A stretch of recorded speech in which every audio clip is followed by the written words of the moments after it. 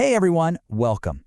You know that feeling when you're doing everything right? You've got the skills, the education, but your career just isn't taking off the way it should? It's super frustrating, and trust me, I've been there. Well, that missing piece of the puzzle, it's almost always your network. So today we're going to break down networking and show you exactly how to turn it into your biggest career superpower.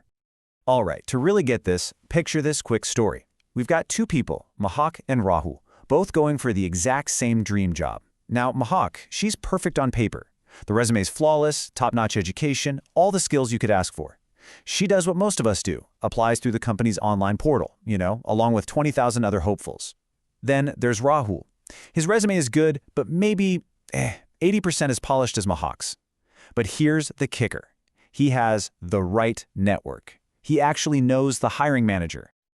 So, take a guess. Who do you think got the job?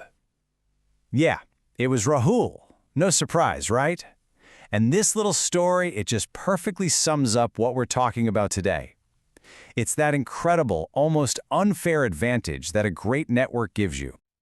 So let's really dig into this idea of the unfair advantage. Because that story about Rahul and Mahak, that's not a fluke. It's pretty much a fundamental rule of how careers work today. Seriously, you could be the most talented person in your field, but if the right people don't even know you exist, those amazing opportunities are just going to float right on by. You've probably heard this one before. Your network is your net worth. And you know what? It's a classic for a reason. The people you surround yourself with, the relationships you take the time to build, that's where the opportunities come from. That's where you get new knowledge and support. It's not just about what you know, it's about who knows you know it. And if you think that's just a nice little saying, check this out. We've got hard data to back it up. LinkedIn did this huge study, right? They talked to over 10,000 professionals, and a whopping 70% of them got their dream job, not just because they were qualified, but because of their network. 70%. That's not a soft skill, my friends. That is absolutely a critical career tool. Okay, so this leads us to a really cool theory that explains why this works. It's called the strength of weak ties, and it's a bit counterintuitive, but it says your biggest breaks, we're talking new jobs, huge learning opportunities, they don't usually come from your best friends or your close colleagues. Nope, they come from your acquaintances, those people you kind of know. Why? Because they're the bridge to totally different circles and worlds you'd never access otherwise. All right, so we're all on the same page. Networking is a big deal. But how do you actually do it, especially if it doesn't come naturally? Well, it all starts with mastering that first impression. Because the science shows those first few seconds are way more important than most of us realize. You know how people say an interviewer makes up their mind in the first few seconds? It sounds like a crazy exaggeration, but listen to this. Princeton did a study where they showed students a photo of a political candidate for just 1 second.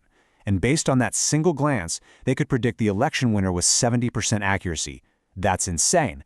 That's how fast our brains make a judgment call. But the good news is, you can totally take control of that first impression. Here are 3 super simple things you can do. First, dress the part. Seriously, investing in a good blazer is a game changer. I literally keep one in my car just in case.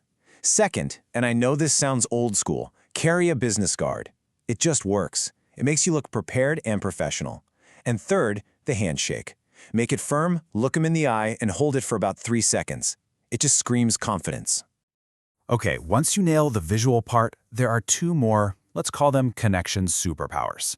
Number 1 is active listening. We live in a world where everyone is just waiting for their turn to speak. If you can be the one person who actually truly listens, man, that is so rare and it makes a huge impact. And superpower number 2, use their name.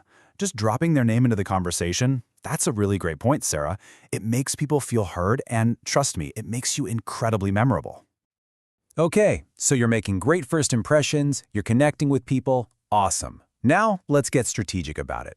We're going to use a really simple framework called the T model to build a network that's both broad and deep.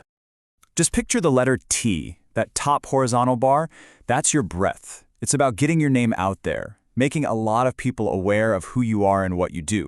Think social media, especially LinkedIn. And then that long vertical bar, that's your depth. This is about building real, deep, meaningful connections. And honestly, that's best done in person. You absolutely need both. So for that horizontal stroke, building that wide presence, the absolute best place to start is LinkedIn. No question.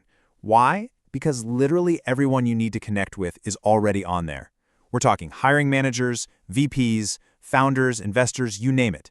Building a solid profile and presence on LinkedIn is ground zero for your professional brand. Now, for the vertical stroke, that depth, you got to get offline. Seriously, nothing, and I mean nothing, beats face-to-face interaction for building real relationships. Two of the best places to do this, go to your college reunions, and absolutely go to industry conferences. That's where you'll find the people who can really change your career trajectory. Okay, let's talk about the single biggest mistake I see people make. So you meet someone, you connect on LinkedIn, and then what?